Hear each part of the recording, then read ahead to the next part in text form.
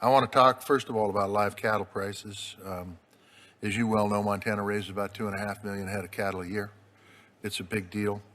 In Montana, live cattle prices on January 23rd was 126.90. Yesterday, they were 102.80. Feeder cattle, same date, 148.52. 7 weeks later, 125.25. Cash cattle prices, 124, January 23rd. Yesterday, 110. The processor, the choice cutout, weekly average price was 214.78.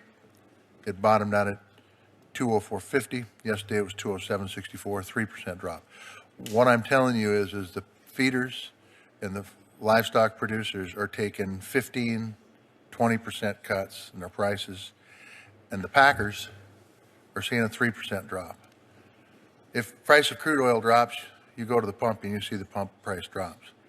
It hasn't dropped much at all, and we've seen significant drops. Now, that puts a real bind on feeders and folks that are cow-calf operators.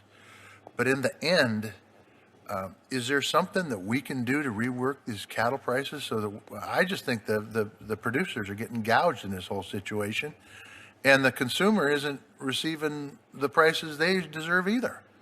Senator, I'm just as frustrated as you are about this. In fact, it became very evident last Labor Day with the Holcomb fire there on the drop in live cattle prices and the rise in the wholesale box beef prices. And we called in all the major processors there and told them we were beginning an investigation to see what some of those causes were. That investigation's ongoing, and I would love to have some solutions if you have ideas, and this is very concerning to me. The delta that we're seeing between the prices you describe are historically high, and I would love to have some tools to operate. We'll come forth with some ideas.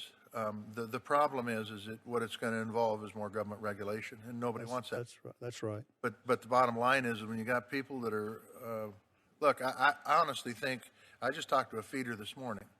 He's been doing it, generational feeder. He says, I'm on the cusp of going broke.